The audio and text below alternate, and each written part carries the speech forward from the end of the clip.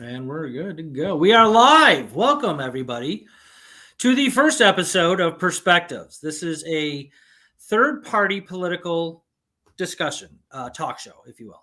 And I am David Rych from the Green Party. This is my friend Bill Redpath from the Libertarian Party.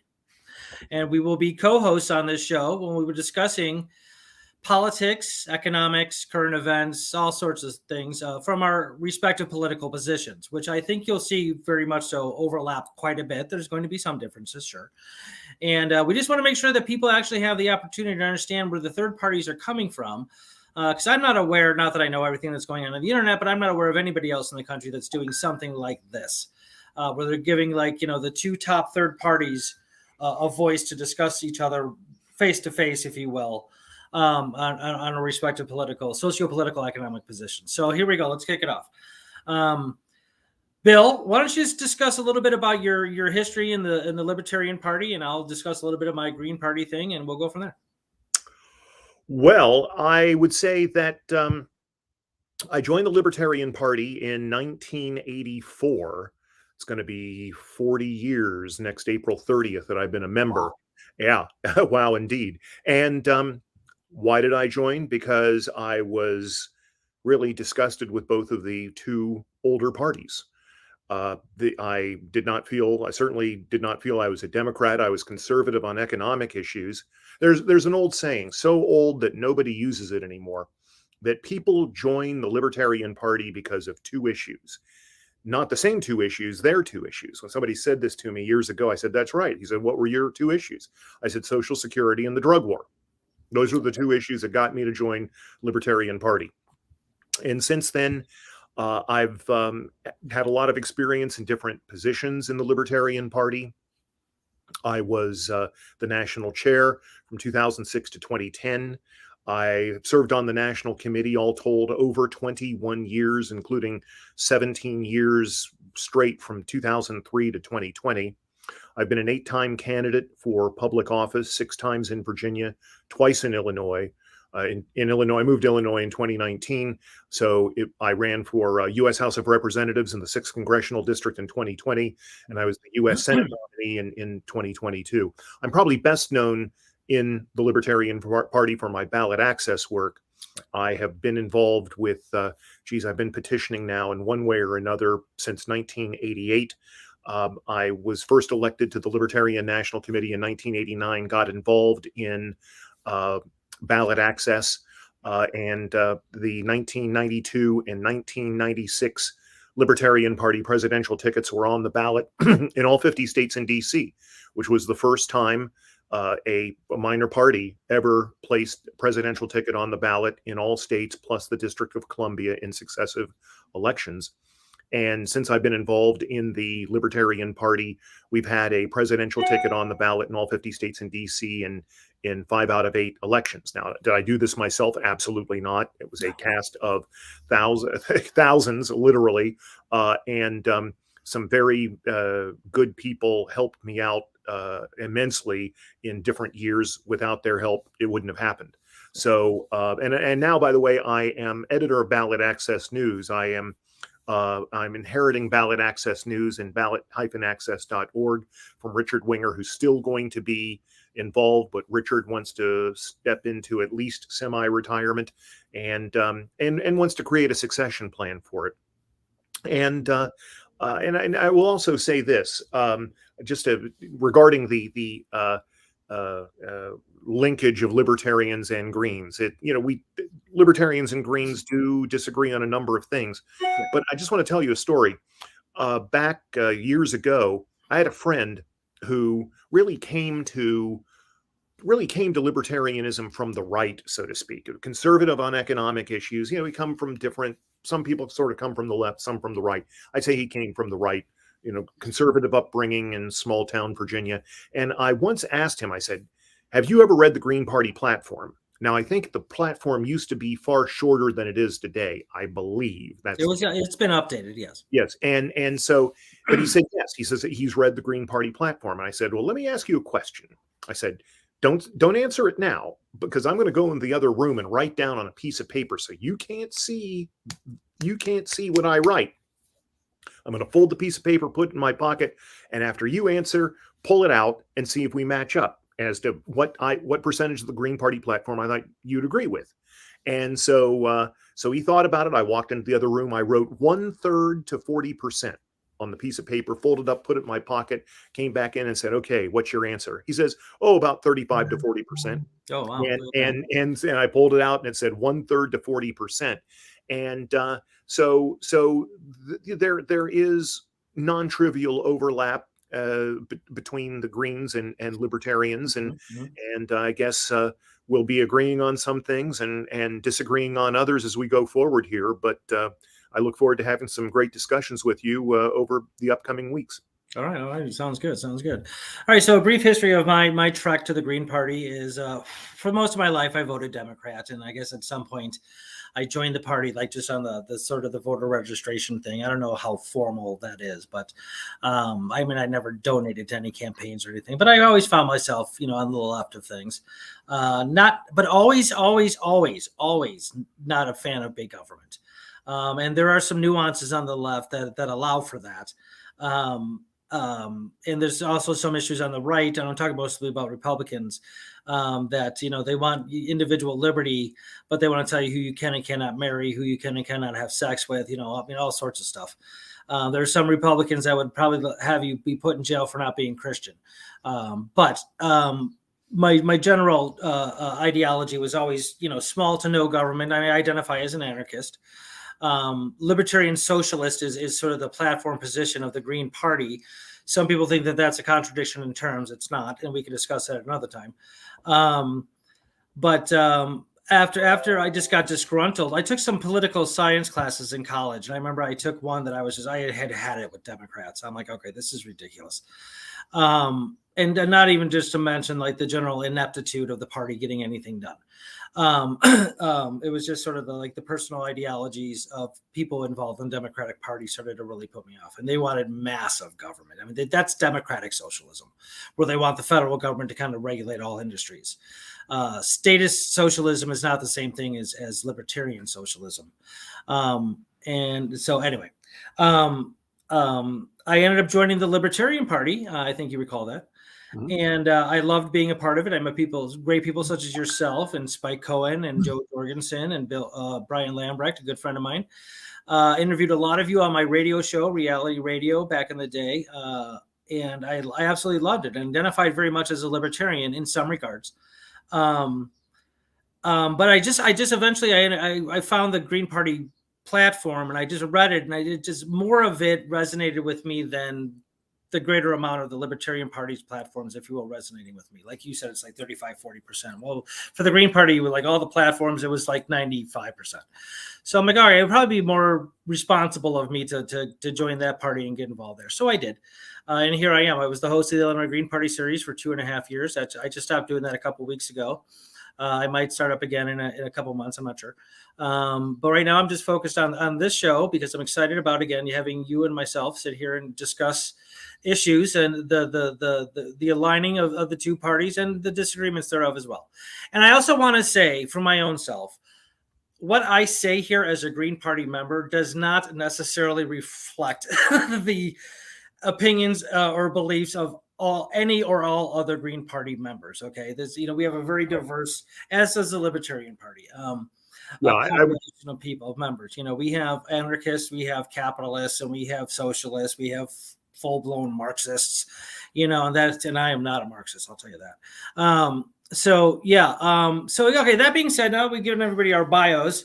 Let's kick it off. So you mentioned, and I think these are two great topics to talk about. The first one we want to talk about is the recent Supreme Court decisions, going back and we could start there with the Roe versus Wade thing, and then the federal fiscal situation. So you want to start with the Supreme Court decisions thing? Sure. What would you like to talk about? Well, among the decisions? Well, okay. So within the last 2 weeks, there's been a deluge of decisions that are just like pissing everybody off, or a lot. I shouldn't say everybody. A lot of people. We'll talk about the affirmative action thing. Go ahead, let's start with that. All right. Well, I basically agreed with the decision. I think that it's best to treat people as individuals. I do think that certainly private institutions have more of a right to discriminate than public institutions. I think Harvard got roped in with the University of North Carolina because they accept federal funding. Right. So I think that's how it got, how Harvard became involved in this. But being a libertarian, I'm an individualist. Mhm. And I think it's best to treat people as individuals. I mean, certainly it's not to say there hasn't been racism, and obviously there has been in the United States Still is. over its history.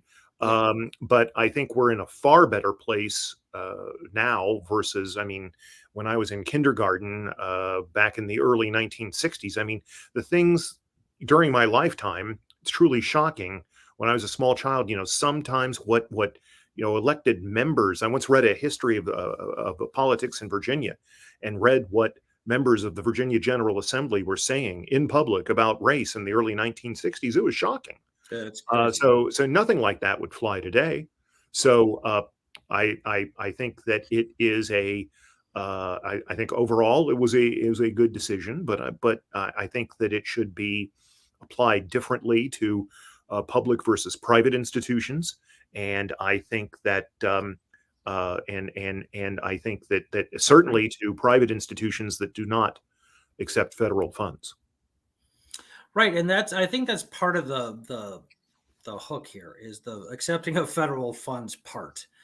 I do not know, and maybe you do, if part of the Supreme Court decision entails, okay, you're not allowed to use race anymore as part of an identifier on the application, but you're also not allowed federal funds. I don't know if the federal funds goes along with that decision. Do you know? I don't know offhand. Okay, I don't know. I don't think there's anything in there about it, from what I've heard. I haven't read. Are they not going to ask race at all? I mean, is that now off the table? My understanding of the decision is that they are not allowed to include race on the as any identifier on the application process. Now, the Supreme Court said, look, you can still do other things. Like you can have like scholarships concerning low income and that kind of thing. There's something about like people can write essays to the respective colleges as to why race has inhibited their individual progression towards being even able to get into that college, and therefore should be considered on an individual basis important. So they can still do that. It's just on the application, you're not allowed to use race anymore.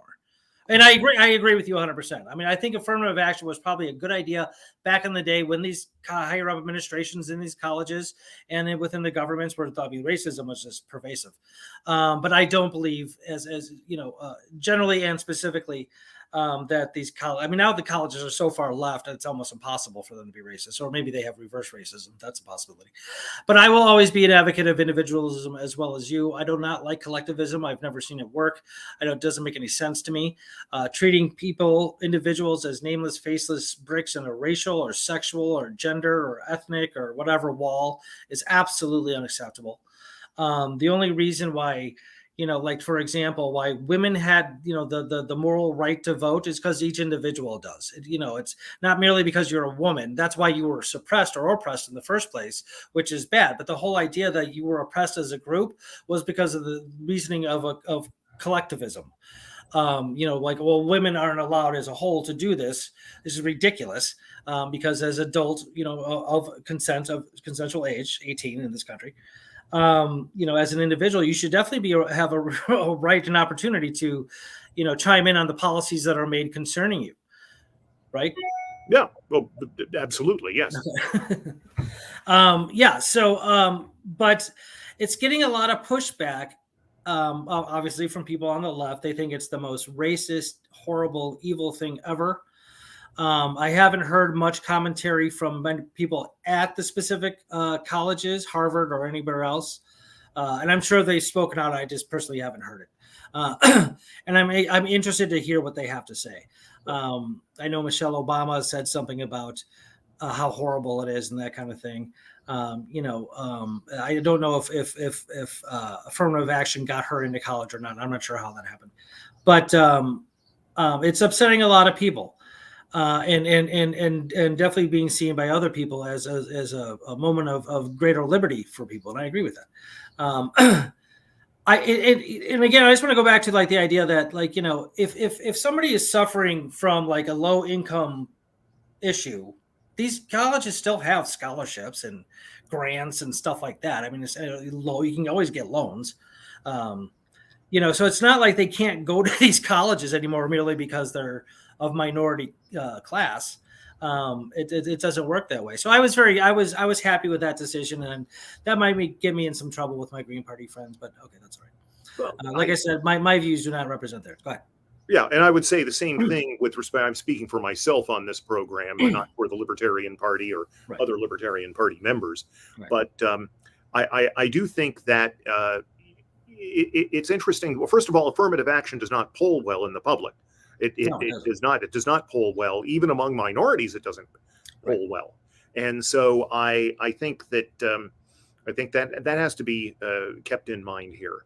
And I also think that I think this is something that is more going to be affecting sort of so-called elite institutions than colleges as a whole. And it's very interesting. I just saw today something that the percentage of people who, and I forget exactly how it was worded, but have a high opinion of college. And I apologize. I glanced at a poll today or a headline, and basically people who have a high opinion of college in the population has dropped 21 percentage points since 2015. I remember the 21 percentage points in 2015. And there are a lot of people right now who are questioning the efficacy and the investment value of college educations.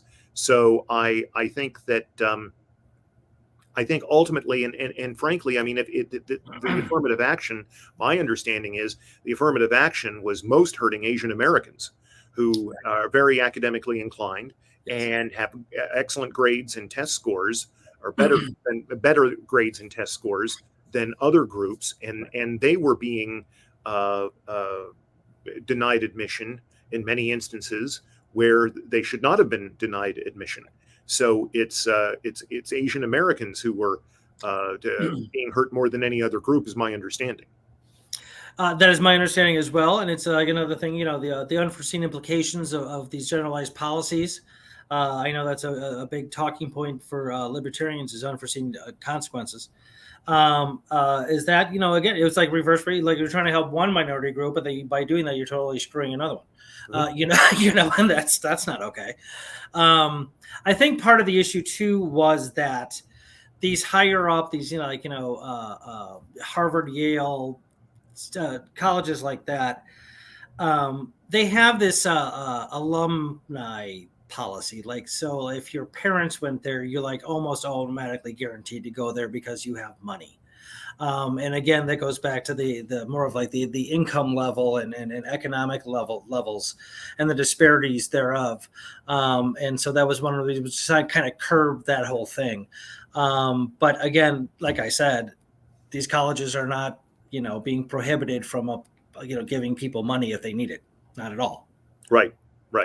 And I think also something to bring up is with respect to the student loan problem. Some people have suggested that maybe colleges should be the creditors here, so to speak. That is that we might not have such a bad student loan problem if the colleges were on the hook to repay the student loans.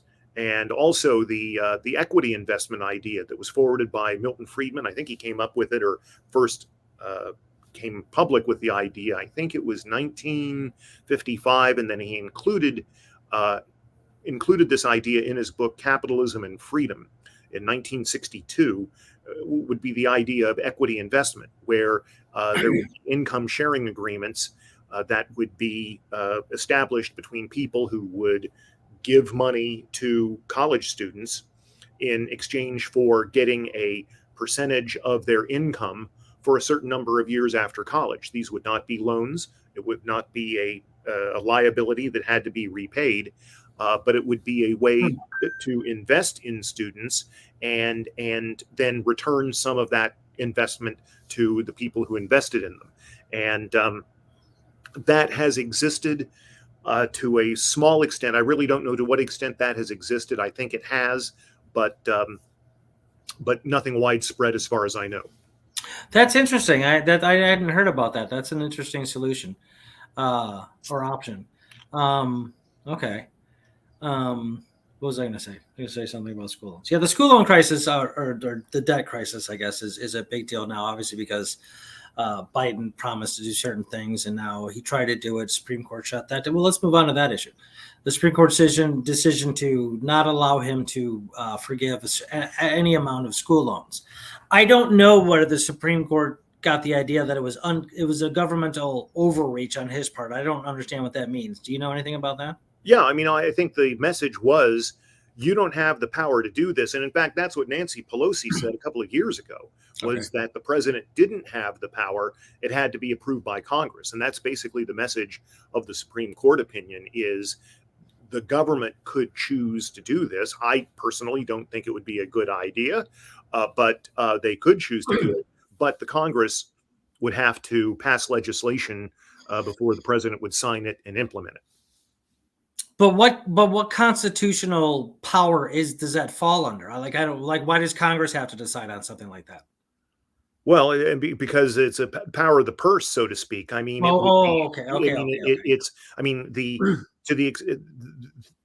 federal government is the creditor on Congress deals with money. Gotcha. Okay. Yeah, exactly. Okay. I had never put those two things together. Yeah, it's interesting. No, I will say that it's, just economically speaking, the amount, I think it's over $1 trillion of school loan debt, or maybe it's in the billions. Mm-hmm. It's a remarkably high number. And people are calling this racist too, which is like the new go-to. But I mean, and some of it's legitimate, some of it's not. Because I guess 2/3 of student loan debt holders are African-American women. And I haven't checked that statistic to see if it was true or not. Assuming for a second that it is true. Okay. I don't know why that would have any bearing on anything like that. I mean, the economic crush that people, let's talk about this. Back in the day, I mean, a long, long time ago in this country, school, even in Harvard and Princeton and Yale, was extremely affordable. Now, there might've been other obstacles for getting in. But I remember Noam Chomsky saying he went to Harvard for like $500 or something. This is back in the 30s or 40s or something like that. He's forever old. But and I've heard other people say that same thing. I've had professors in my college when I was going to Portland State a few years ago. I had a lot of professors who went to college in the 60s who said, I didn't have to work. I didn't come out with like a huge amount of debt. School was extremely affordable. Well, why is it no longer affordable? Why is Harvard charging, $60,000 a year for admission? Or even like the public school I went to, like the state school, it was like $10,000 a year, which isn't awful, but I mean, that's a good chunk of change. How did it become so expensive, do you think? Well, there's been a lot of money made available through loans. I mean, the colleges saw that there was a lot of money being made, as I just said, available through loans. So there was money to be spent on college educations. I think that they've upgraded experiences, although it really has gone up in real terms substantially. I don't have the numbers in front of me, but it's far outstripped inflation. Oh, yeah. And, I think I was an out-of-state student at Indiana University in the mid to late 1970s. And I believe the all-in cost being an out-of-state student, and I didn't have a scholarship, but including room and board, I think it was like $5,000 or $6,000 a year, something like that. And now, I'm sure it's got to be, that sort of thing is probably, in the 30s or 40s per year. And in private schools, I've seen, 60 to 70 grand a year. So I think there's that. I do think there are upgraded experience. I think there are amenities there that don't have to be there, but are there and make college life more pleasant.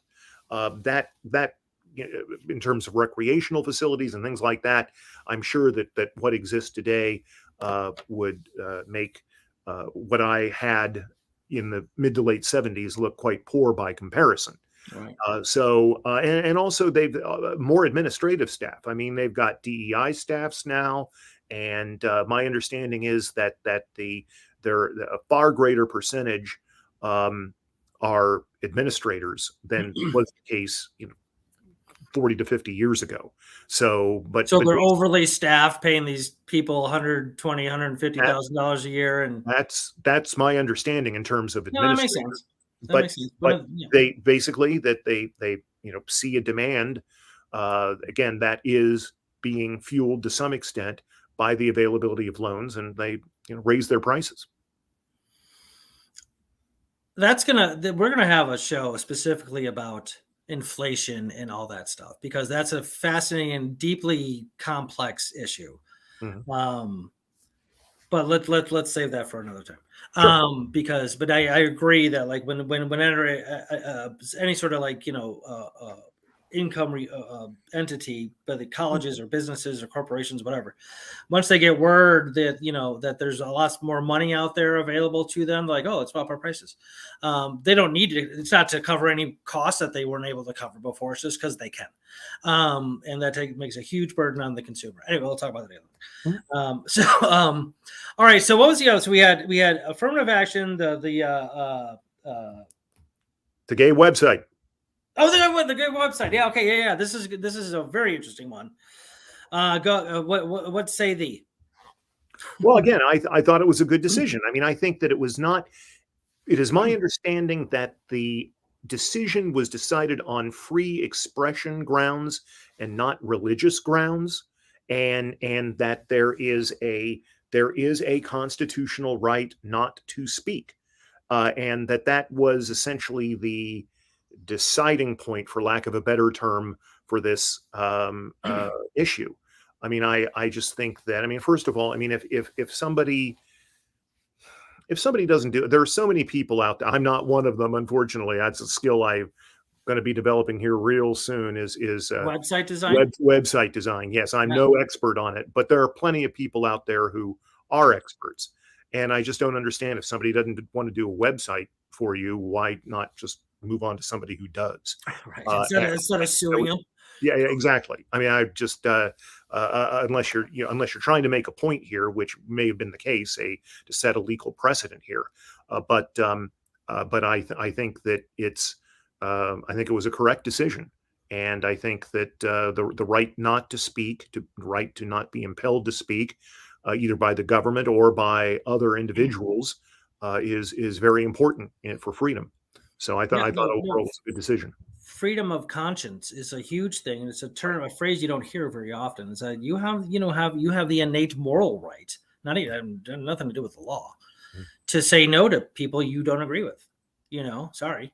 Now I'll tell you what, this conversation probably wouldn't be national right now if it was a neo-Nazi couple who asked him to make a neo-Nazi wedding site and he said no. Right. They'd be like, oh yeah, good for him, blah blah blah. But because it was a gay couple. And I mean, I would say objectively, neo-Nazism is wrong and gay is not. I would say that personally, So I mean, I get it. So somebody might call me out on comparing two things that are wholly different. But point being the same thing, really, is that what if it was a Satanist couple who said hey, I want you to make a satanic wedding rape website for us? And they're like, no, I'm a Christian. I'm not going to do that. It's ridiculous. Mm-hmm. No, so I think it was a good decision too. But I will say this. If you have a business that is by definition, by classification, open to the public does mean anybody. If you're going to limit the types of people that you're going to do business with, which is, you're right, I get that 100%. I'm not saying it isn't. I would think it'd be a little more responsible on the side of the website designer to post that on his website. By the way, only clients can websites consistent with my Christian values or something like that. Will I be doing something just to inform people in the first place? And he could have avoided probably a lot of legal hassle if he had just had that on there. Now, this is merely a suggestion. I'm not trying to force anything. And another thing too about if for some reason the Supreme Court said no, you had to do this, that's forced labor. Forced labor is the very definition of slavery, just so you know. So I would never accept the legal force of him doing that. Right. But I still think he probably could have done a better job at avoiding this situation in the first place, just in my opinion. Yes. I agree. Yeah, I think that it was avoidable, but went forward, and I think that a good precedent was set by the decision. 100%. Excuse me. I don't know what's going on here. It's dry here. All right. So let's harken back to a little over a year ago in Roe versus Wade. What do you think? Well, that is that's a tough one. I mean, look, I think that has it changed things? Yes, I suppose it has. But I said for years before that decision, I said Roe v. Wade is the pro-life politician's best friend, and I certainly that has, I think, certainly proven to be true subsequent to the Dobbs decision. Right. That is that I think that people have made it clear. I mean, when you have an initiative, a referendum in Kansas regarding that was going to, I believe, ban abortion in Kansas. That may be, if not ban it fully, it was heavily good. Okay, exactly, and that gets defeated in Kansas by a wide margin. Yeah, I mean, it's the hardline pro-life positions do not poll well. I mean, I'm part of the mushy middle here, and I think most people are in the United States. I think it's reasonable to have some limits, in terms of the advancement of the pregnancy. I can't really say what numbers. I need to know more, I think, about the development of fetuses before I say, okay, well, this number is better than that number in terms of number of weeks. But but at the same time, I mean, is there a constitutional right to abortion in the U.S. Constitution? Arguably not. I think that again, I'm not surprised by the decision, but I think that it is certainly the aftermath of the decision. What has happened since has certainly accrued to the benefit of pro-choice politicians. There's no question about that. Mm-hmm. Yeah, no, it's interesting, and nowhere in the Constitution does it explicitly state anything about, pro-choice or protection of a woman's pregnancy, or that it's her own decision. I think from what I remember reading is that in the 70s, when Roe versus Wade was decided, is that they were looking at the Bill of Rights, the Supreme Court was looking and said that it just sort of like it was all about privacy, even though it didn't use the words necessarily explicitly, and individual bodily autonomy and that kind of thing. Mm-hmm. And that's where still I would fall on the whole bodily autonomy thing, is that I still think it's here's what I think about the abortion issue in general. Okay. The abortion issue is such a pain in the butt for everybody because both sides are right in a certain way. Mm-hmm. If you think that point of conception, that is not an individual human being, you're wrong. It is. The entire human genome is present there, where a moment before conception, it was not. Mm-hmm. Okay. And it's wholly unique. Well, just unique. It can't be wholly unique. It's just you're unique. And I don't know. We all started there. We all know how biology and physiology and all this stuff works.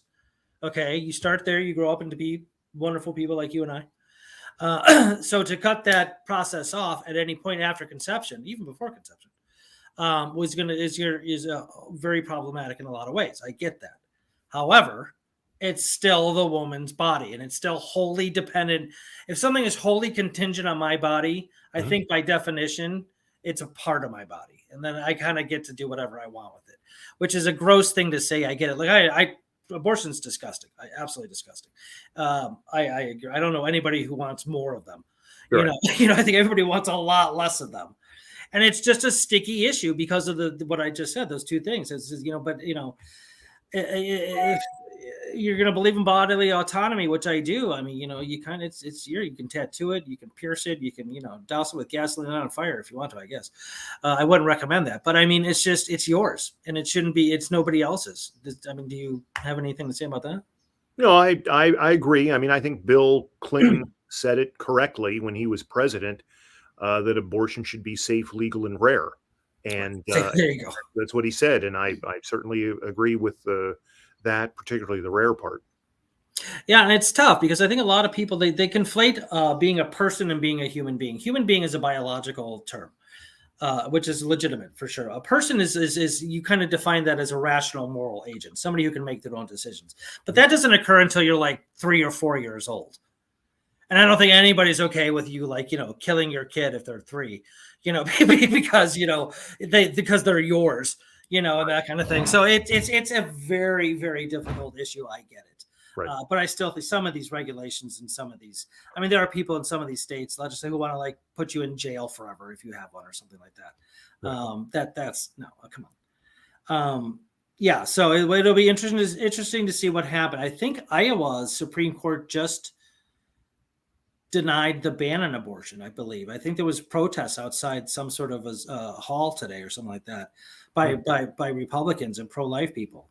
Did you hear that? I was not aware of that. Yeah, I heard that on the radio today. Again, I haven't researched it or checked it, but I mean, they played all sorts of audio from the protesters, and one lady was just not having it. But the Supreme Court shut it down, the ban. So, and there's a difference between a ban and regulating, like you said before. Like before the whole Dobbs decision last year, it was a lot easier to get an abortion in this country than it even was in Europe. There are a lot more abortion regulations in Europe than there are here. What I think people find counterintuitive, because I think most people think that Europe is just a lot freer and happier than America, which isn't not even close to being true. France is burning down, for example. But it's a messy issue, and it's going to be interesting to see what happens after this, for sure. Yeah. All right, dude. We have it's already 37 minutes into the show. That's crazy. All right, the federal fiscal situation. Yeah. Go ahead. Oh, okay. I mean, it's a horrible situation. Oh, it's. I mean, the budget is so out of. If anybody wants to read, I think something particularly insightful on this is Larry Kotlikoff, and he's a Boston University economics professor. Yeah. He also has. It's interesting. He and I can see doing both here, but when he bemoans the federal deficit, but he also has a website for people who are interested, Maximize My Social Security, where he helps people decide about how to, when to take Social Security payments to maximize, I guess, the present value or maximize the future value of their benefits. But he certainly says, and the analysis is in the Congressional Budget Office reports as well, that the long-term fiscal gap here is tens of trillions of dollars, and I'm sorry, I don't have the numbers exactly in front of me right now, but the word dire is used. Yes. To describe the fiscal situation. And I understand, first of all, that the enormity of the numbers, this just sort of seems, and it seems like things are okay right now. I mean, things don't seem too bad. And even I was looking online, looking at some Reason magazines from about a third of a century ago, that 1989, 1990, that were talking about the horrible situation with the debt, coming out of the Reagan years and into the Bush 1 years, and predicting horrible things would happen. And I'll admit that some bad things have happened, but nothing terribly horrible has happened yet. But we are moving into unprecedented territory. I mean, right now, the Congressional Budget Office says that on the path that we're on, by the year 2053, which is 30 years in the future, I know it's a long way, but it's not that far into the future. But they're saying that on the path we're on, by that point, 35% of the receipts of the federal government will go simply to pay interest on the debt. That's the issue, right? 35%. Isn't that crazy? Federal receipts go just to pay. How is that going to work? Right. Well, it's not. It's not going to work. I mean, it's something is going to happen between now and then. So it's one thing to go from a debt to GDP ratio of, say, 40% or 50%, which it was maybe 30 years ago, to 100% or a little more, where it is now, to 180 to 200% in 30 years. that's really getting into a nosebleed area that has tremendous implications, tremendous opportunities to harm the economy. Yeah, massive.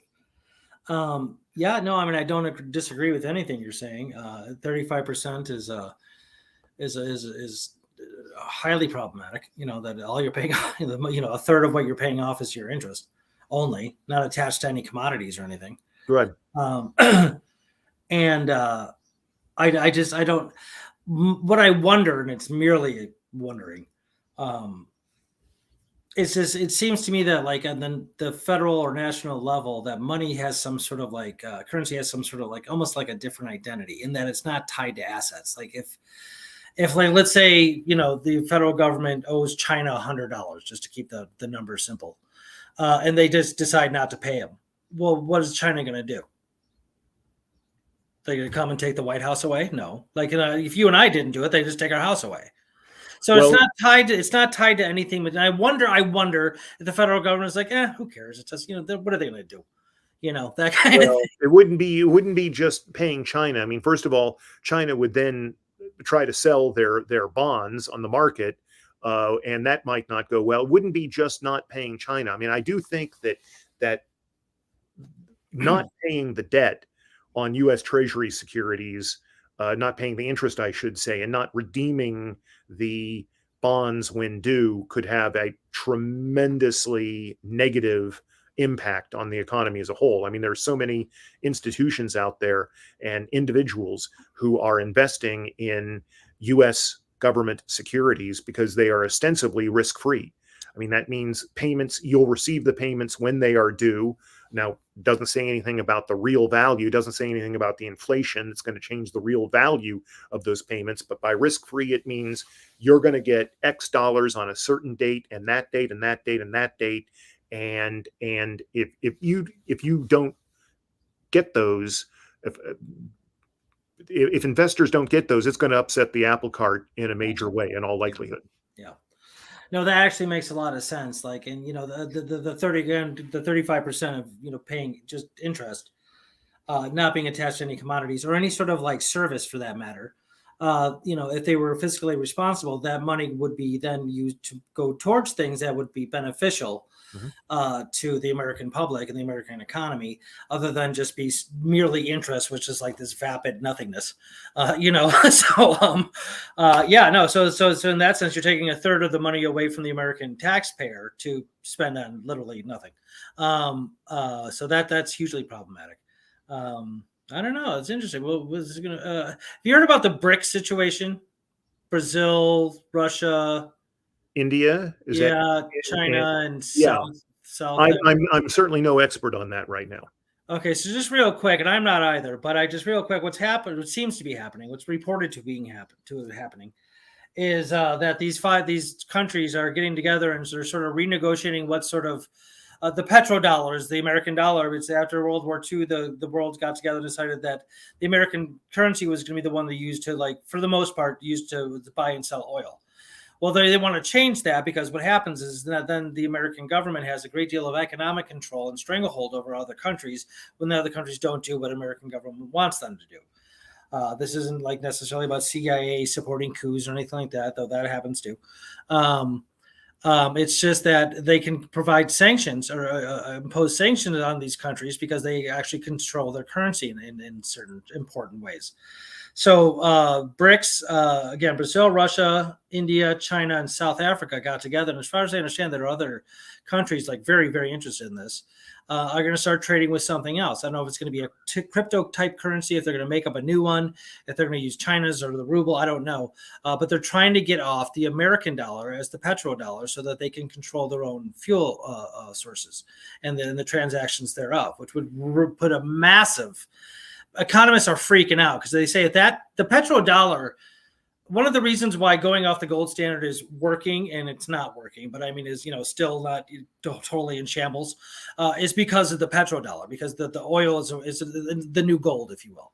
You take that away, it's very possible the American economy could collapse like in a calamitous way. That may be. I can't really Right. speak to that extemporaneously, Okay. but certainly the obviously the United States government has benefited, and the U.S. economy has benefited from the U.S. dollar being the reserve currency, and it's the fiscal situation that we are pursuing so many policies here that do not help that situation. The dollar is still strong because it's better than the alternatives in the eyes of so many people, but that is hardly a divine outcome. And it will mean that the United States government, in terms of monetary policy and fiscal policy, will have to um, be responsible in terms of its future policies. And I don't think it's possible. I mean, Milton Friedman said that inflation is a monetary phenomenon always, and that's true. But I also think that monetary policy is not going to solve inflation by itself. It's going to take a restrained fiscal policy. I mean, if you're running $2 trillion per year deficits, such as what we recently have, at least for the 12 months ended May. I am not aware that we've heard of the June number yet, but Okay. literally for the 12 months ended May 2023, the federal budget deficit was $2.1 trillion. And this sort of lack of fiscal discipline and the money supply right now, my understanding is the growth of the money supply has shrunken, and it might even be negative. I don't follow it closely, but I did see a column recently in the Wall Street Journal from a man by the name of Steve Hanke, who's a Johns Hopkins University economist, and somebody else. I apologize to the other person, but they predicted looking at the money supply that we would experience 7 to 9% inflation in about a year into the future, which was the case. He's now predicting that inflation will be quite a bit, and it is going down, but would be quite a bit lower, quickly back down into the 2 to 4% area. And so we certainly want to have it at 2% or under. So I do think that we've seen some signs that inflation is easing. And based on Mr. Hanke's recent column, there was a second column predicting that inflation would return to very low levels soon due to reduced growth in the money supply. And I certainly hope that's true. As do I, because I do delivering as kind of like a side gig. Horticulture is my main gig, but gas prices. So, like, you have Biden out there saying, "Oh, inflation's lowering and going down, blah blah blah," and in a lot of sectors it is, but it's definitely not in fuel and food, which are two of the biggies. I mean, the gas prices went up like 6 weeks ago here by I was still paying over $5 a gallon. I use premium. But you were paying over $4 a gallon if you were using, 83 octane, which that's obnoxious, man. So yeah, I mean, go ahead. It's gone down a little bit recently. I've seen some easing at the pump. Recently paid. I go to Woodman's to gas up. I live near Woodman's, beautiful, and yeah. it's they've got some very decent gas prices there, and Yes, I think they I really paid do. 361.9 for 87 octane recently. So that's down a bit because we're not too far in the past. It was over $4 there for the 87 octane at Woodman's. That's this past week it's gone down around here. Yeah. But before that it was pretty high, and still high. It's still obnoxiously high. Dude, when I started driving, and I'm not one of those, well, back in my day guys, but like when I started driving in 1986, I guess, it was like 79 cents a gallon, dude. Right. I remember that. Yeah, I remember. Well, going back, I'm older than you are, and I can remember gas prices down about 30 cents a gallon, I believe, back when I was a kid, something like that. And like prices, inflation just skyrockets throughout the decades. It just keeps going up and up and up. You rarely see prices go down. Like, do you think it's even systemically possible for prices to go back to that? Do you think we'll ever see $1 a gallon gas again? Well, I saw it. Let's see. Now, when would that have been? COVID. We're talking spring of 2020. I saw gas at a gas station just north of the Cheddar Curtain. The Cheddar Curtain, I love that. North of the Cheddar Curtain in Genoa City, Wisconsin. Yeah. On US 12, there's a gas station just north of the border. And I remember seeing gas early in the COVID pandemic for $1.19.9 there. Oh, baby. Right. And I also remember gas prices during the financial crisis, December 2008, when I was in Ohio. I saw gas going for $1.79 a gallon, something like that. Yeah, I remember that. So it can happen, although when it goes that low, it's because something bad has happened, not something good has happened. Right, not because like people are just being, generous. But yeah, we need like a global pandemic or something. Well, there are whistleblowers about UFOs in the federal government now, and so maybe that whole thing will like scare people into like reducing prices. I don't know. Yeah, it's going to be interesting to see where that goes. Have you heard about this? Oh yeah, I have. Well, this is fascinating. There's a lot. I've seen a lot of people like higher ups. There was a guy who was like right under the president of the Canadian government. This is like 10, 15 years ago. He's like, yeah, we got him. I mean, very credible sources, if you will. These aren't just like conspiracy. There are more and more weirdos sources. No, and I have a friend who has been talking about this for a couple of decades, and at times, he has felt made fun of. I would be the phraseology, I guess. A lot of people, he's upset some people or thinks he's crazy, but there seem to be more and more people who are saying, yeah, there really have been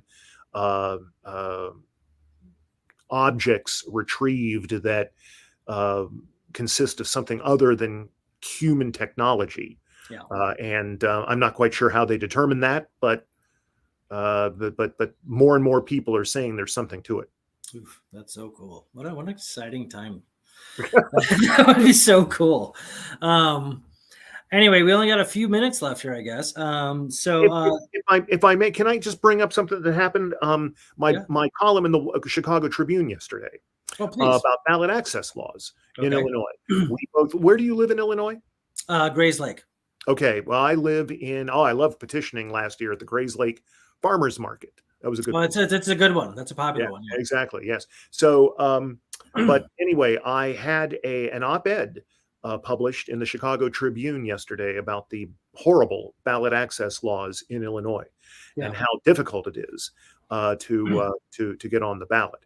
And first of all, I wanted to say that I wanted to decry the mischaracterization. Some people right now, there's something that's sort of advancing, is to refer to, some people are referring to ballot access as the ability of people to vote, the public to vote. And that's not ballot access. That's voters' rights. Right. All right. Ballot access has to do with the ability of candidates to get on the ballot. Right. And Illinois has some of the most stringent and repressive, frankly, ballot access laws among all the states in the United States. It is second toughest petition to get on the ballot for U.S. House. Only Georgia is worse. Here, it's 5% of the vote for that office in the last such election, the total vote. And that means that it's going to, on average, in 2024, if you're a minor party candidate or an independent, on average, it's going to take 12,000 valid signatures gathered within a 90-day period in a highly gerrymandered congressional district. You have in-district signatures, not out-of-district people don't count. And so about 2,900 signatures on average to get on the ballot for Illinois Senate. About 1,600 on average for Illinois House. I mean, compare that. I lived in Virginia 1985 to 2019.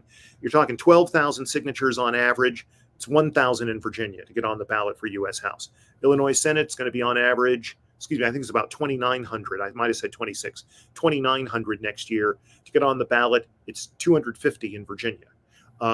Here, it's like 1,600 next year on average for Illinois House. It's 125 to get on the ballot for the Virginia House of Delegates. And it's just absolutely far fewer signatures are needed by Republican and Democratic candidates to get on the ballot for their primaries.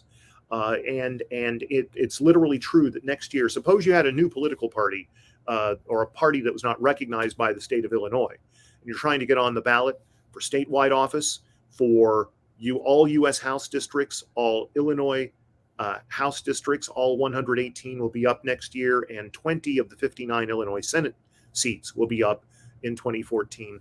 To do all that, it would take over 700,000 signatures, probably about 700,000 total signatures, all right, to get on the ballot, to have enough signatures to get, it would be close to a 500,000, 450 to 500,000 valid signatures. It would probably take 700 to 750,000 total signatures to get all those people on the ballot, because all your statewide candidates can go on one petition, but then everybody down ticket has to have their own separate individual petition for U.S. House, Illinois House, and Illinois Senate.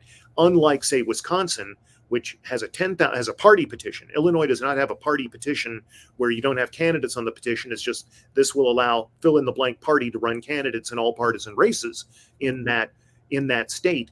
10,000 valid signatures on a party petition in Wisconsin will qualify a new political party or a party unrecognized by the state of Wisconsin to run candidates in all partisan elections in Wisconsin that year. And I said that the state of Illinois should adopt a law similar to that to make it reasonably easy and not horribly difficult for candidates to get on the ballot, because it's just political repression, pure and simple. The ballot access laws are to only have two political parties.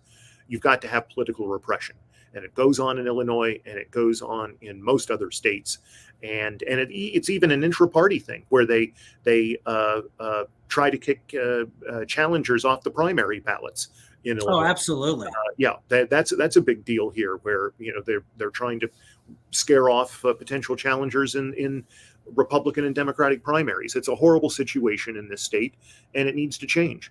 And it's going to be up to the people of this state to pressure the General Assembly to make that change. Well said. Thank you. And so if anybody wants to read it, look at yesterday's Chicago Tribune.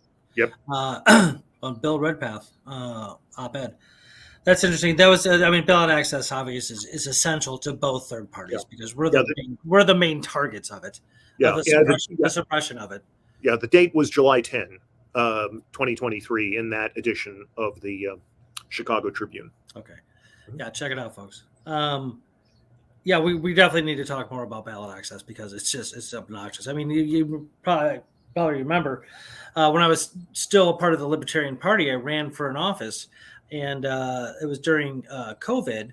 So at some point, it was like the 12,000 signatures needed thing, like you just said. Mm-hmm. But we weren't allowed to go outside and get them, because at that point you had to get like an actual physical signature. And so the Green Party of Illinois and the Libertarian Party of Illinois got together and sued the state and said, right, hey, this is completely ridiculous. 12,000 signatures, I can't go outside. What am I supposed to do? So the judge said, you're right. And so it reduced it down to 10%. So, a measly 1,200. And we could use electronic signatures. Well, that did bananas. That certainly didn't work for me. Well, it did. I got on the ballot, but for you. What the ruling was that it said that any office where the Green Party or the Libertarian Party was on the ballot in 2018 or 2016, the two previous elections, they would be automatically put on the ballot in 2020, and any office for which they were not on the ballot in 2018 or 2016, the number of signatures was cut to 10% of normal, which for me cut 16,000 signatures down to 1,600 in the 6th Congressional District for U.S. House. And I made it, and I was challenged. I was challenged. I believe it was, I'm pretty sure it was the Republican candidate who tried to kick me off. And it was a very difficult challenge process, but I persevered and made the ballot. Good for you. That's awesome. Because that sounds like exceptional to me, because it's, I think most, like when they send their like little lawyer dogs after the Democrats and Republicans after what are their respective party candidates, Right. like, you didn't dot your I, name's off, I can't read that name, it's off, and they just go through this thing with like, fine tooth comb and just try to get as many people off as you can. That's why instead of like 1,200 in my case or 1,600 in your case, you're saying earlier about Tennessee, like, well, it's actually 30,000, but you need almost 50,000 just because of that thing. That's for party. That's to get the party status and have the party name on the ballot. You can get on the ballot, be an independent, reasonably easily in Tennessee, but then you can't get your party identification on the ballot, and that really hurts. It really hurts trying to get public support and communicate information. I mean, having the party label means a lot. It communicates a lot of information. A great deal. It hurts. Yeah, that seems kind of silly that the candidate themselves can get on there, but they can't identify what their party affiliate. That's just stupid. But anyway, okay, we're actually a little over an hour, and I want to kind of keep going on about ballot access, but let's save that for next time. Okay. Bill, that flew by. You know what that means? It means that I had a great time. Oh yeah, me too. Okay, good. I hope people like catch on to the show. I think it's going to be extremely interesting and very informative, and I think it's something that most, if not all, people need to be aware of, because the third parties, I'm sorry, we have better ideas. Period. End of story. Okay. I agree. All right. My friend Bill Redpath of the Libertarian Party. I'm David Rych of the Green Party. Thank you for tuning into the first episode of Perspectives. Always important to keep things in perspective. All right. Stay tuned till next week. Till then, take care. So long. Thanks. All right. There's a